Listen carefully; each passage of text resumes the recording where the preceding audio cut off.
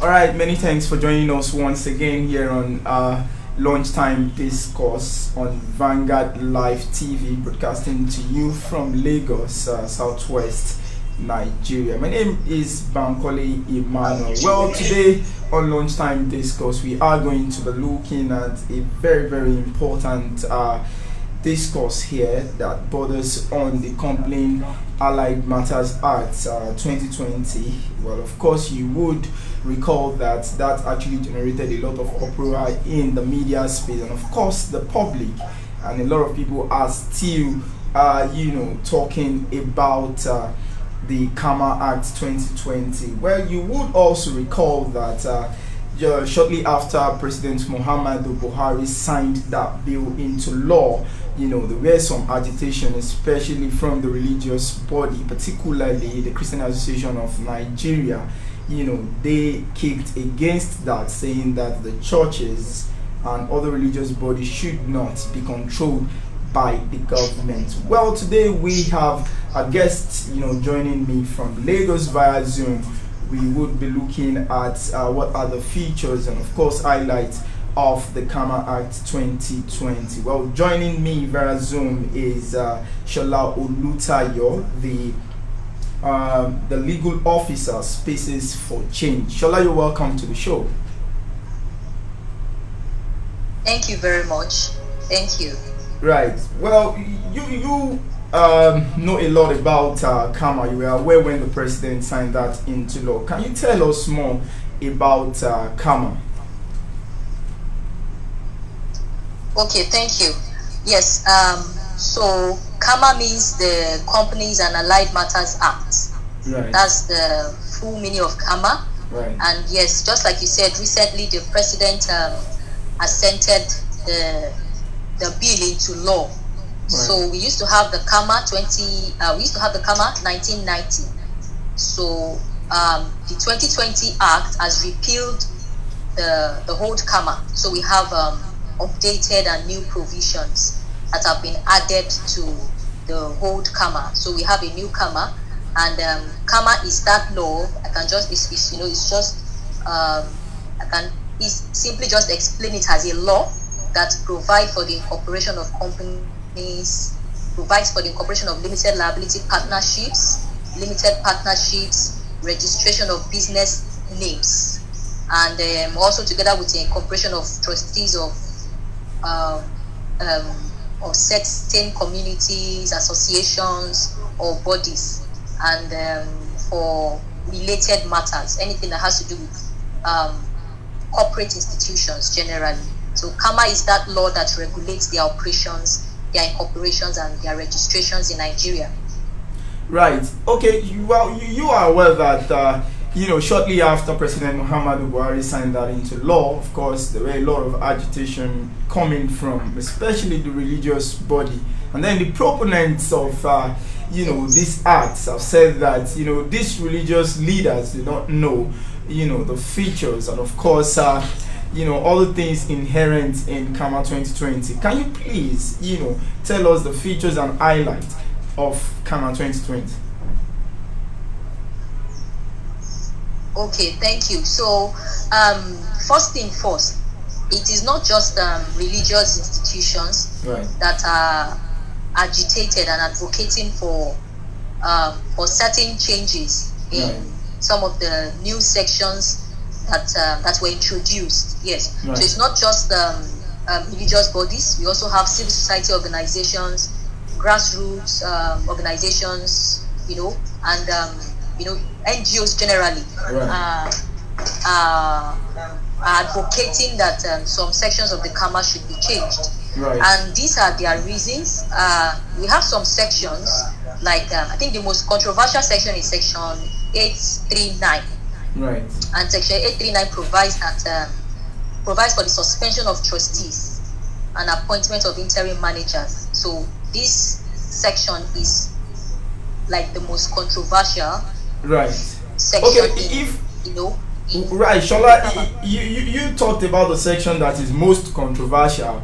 And it seems as though yes. you are suggesting that it is this same section that is causing the whole uproar from the religious leaders, right? Now, how does it affect Yes, the yes. churches? I mean, the religious body entirely. Okay. Yes. So simply put, trustees of an organization are registered with CAMA under the they are registered under the new CAMA under Part F of Right. CAMA. So what you register is they are called Board of Trustees, and this Board of Trustees, what they do is that they they offer an oversight role, an oversight management role in an organization. Right. So they are registered with the Corporate Affairs Commission. And so CAMA, this new CAMA is saying that where there are instances of fraudulent activities in a particular NGO, churches also fall under NGOs in Nigeria. Right. So if there are fraudulent activities or even a suspicious, I mean, there's a suspicion that some of the trustees are involved in fraudulent activities or fraudulently siphoning the trustees the corporation money. CAMA is simply saying that the Corporate Affairs Commission has the power to remove All right. these trustees. Right. Yeah, Shola, as a legal practitioner, right, how possible it is, to amend this section, especially at this stage. Okay, sorry. Okay, yes. Before I answer that question, I want to simply tell you the implication of that particular section to religious bodies. Right. So the implication of this is that when CAMA removes, probably from a mosque, one of the trustees of a mosque and a corporation, either one of them or all of them, CAMA can put anybody that they please, and anybody fall under the category of people practicing different religion. So that is the implication of that particular section. It simply means that people do not have right to form associations of their own choice anymore.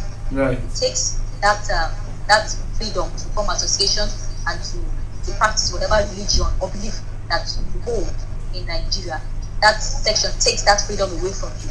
So that's the implication of that section 839. Now, going to your question now, the ways that some sections or these particular sections of CAMA can be adjusted is that one, it can be litigated in court. Right. And this particular section is expunged from the new CAMA. Right. And look for other provision that can stand in place that can actually solve the same problem that the lawmakers intend to solve. Because on the face of the whole law, it seems that the lawmakers are trying to solve the problem of illicit financial flow and money laundering in Nigeria, which is, of course, a very good aim and objective. But the procedure that this is being achieved actually infringes on fundamental rights. So it can be litigated in courts for these sections to be struck out from this law. Right. And another step that can be taken is that it can be redrafted. Right. That section can be redrafted for the lawmakers. Another step that can be taken is revocation. The president can actually revoke these sections that are controversial. Right. Sections that have been raising so many dust since its passage into law. Right. So the government can revoke. Right. It can be litigated in court. Right. And it can also be redrafted for the lawmakers. Right. All right, but Shola, while we wait, to know the steps, that should be taken and that can be taken, in trying to amend the controversial clause in that CAMA Act, we also will be looking at how possible it is, to implement the CAMA Act, given the fact that, Nigeria is more like a kind of a secular state. But then, why before you give us, your thoughts on that, let's quickly go on a short break, and when we come back, you will be telling us how possible it is, to implement CAMA in Nigeria. All right, if you're just joining us, my name is still Bankole Emmanuel, and of course, you're still on Lunchtime Discourse here on Vanguard Live, broadcasting to you from Lagos, Southwest Nigeria. Of course, we have been looking at the features and highlights of the recently signed Complaint and Allied Matters Act 2020, that's CAMA. And of course, Shola Olutayo, a legal advisor for Spaces for Change, has been giving us a deeper insight into what those are all about. Okay, well, you would do well to like and share, of course, this video, and of course follow us on all our social media platforms showing on your screen, and of course visit our website www.vanguard.ngr to get breaking story. We will be back shortly.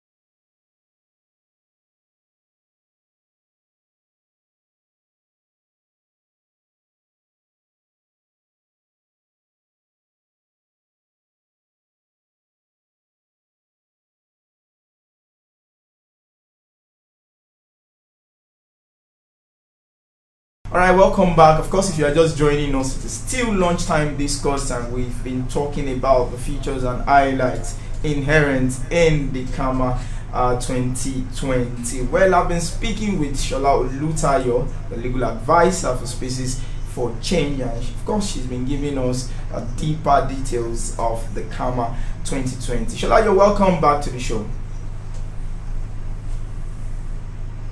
Thank you very much, Bankole. Right.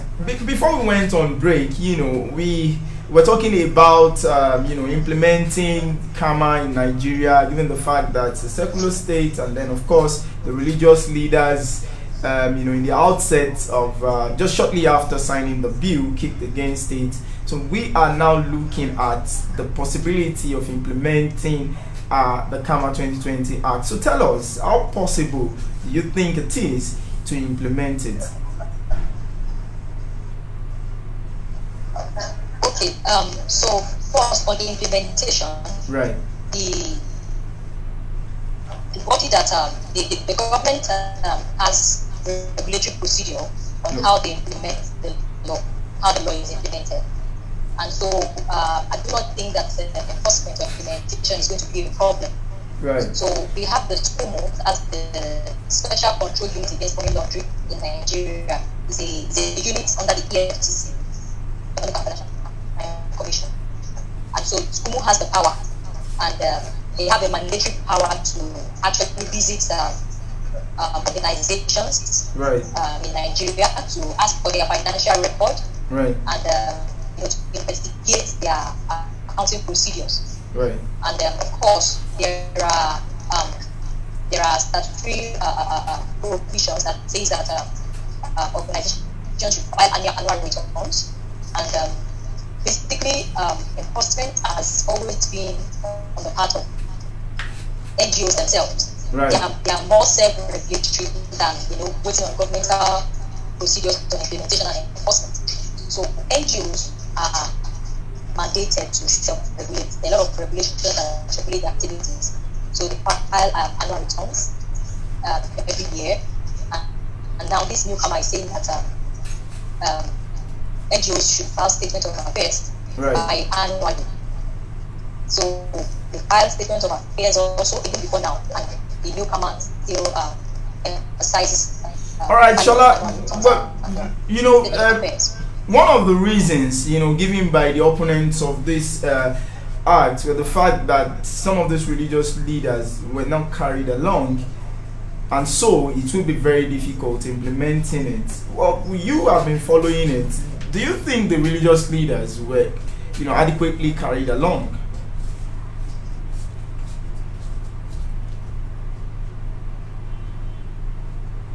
Shola, can you hear me? Shola, can you hear me? Well, we apologize for that poor network. Well, we having difficulties connecting with Shola there, and of course she has been giving us a very good insight into what the CAMA 2020 is all about. Shola, you're back. Can you hear me now? Yes, I can hear you. Okay, well, I asked, before we had that network challenge, that, one of the reasons, given by the opponents of CAMA 2020 Act was that some of the religious leaders and indeed stakeholders were not carried along. Of course, one would think that, for such an act, before such an act could be signed into law, or before such bill could be signed into law, there should be a public hearing. Stakeholders should be involved, and of course adequately carried along. But they are saying that they were not carried along. And of course, do you think that was really the case? Yes, I think so. And it is also obvious in the provisions of CAMA. So I do not think any religious leader or any civil society organization will be seated and such provisions will be drafted into law. They would have objected to it right from the public hearing, from the state of public hearing. So it is obvious from the provision that we have in this new CAMA that stakeholders, important stakeholders, were not carried along in the drafting of the CAMA. Right. Okay, now you think that is a kind of legal loopholes, if they try to contest that in a law court? Okay, legally that is not a loophole. Right. Because when we talk of being carried along, we are probably saying that the National Assembly did not make publication for public hearing. This public hearing was not announced, and I don't believe the public hearing was not announced. Right. It is one thing to announce public hearing. It's another thing to be aware that there is a public hearing in respect of the bill. Because if we begin to make inquiry into that area, we realize that there will be. Shola, just hold your thoughts on that. I've just been informed by my producer now that we are running out of time. But then before you go, what advice do you have for the federal government and all the stakeholders involved, especially the religious leaders? Okay, so simply I think my advice are very, very simple, and that is that the government that we operate in Nigeria is a democracy, right. And democracy is the government of the people, Right. So my advocacy this afternoon is that the government of Nigeria, right, we lead to the call for change in law of the people of Nigeria, and we give we draft this constitution. If Right. the government the people that we should draft the constitution, we should draft the bill ourselves. Right. Us, Right. we are already looking Right. towards drafting and presenting something to the government, because we are saying that those sections actually affect that fundamental right. Well, And we also have an alternative for the government. yeah, shall I don't advocate that. Yes. Right, we've actually run out of time here. Well, many thanks for coming on the show. Well, if you're just joining us, of course, it's still lunchtime discourse, and we've been talking with Shola Olutayo, legal advisor for Spaces for Change, and of course, she has been giving us a deeper insight into the highlights and of course features inherent in the CAMA 2020. Once again, Shola, many thanks for coming on the show. Well, viewers, well, if you're just joining, of course, it's still lunchtime discourse, and of course, do not forget to like all our social media and do, showing on the screen, and of course, visit our website www.vanguardnjr.com for breaking stories, and of course, subscribe to our YouTube channel Vanguard NJR TV, where you can get very interesting video. Well, till we come your way again, my name is still Bankole Emmanuel.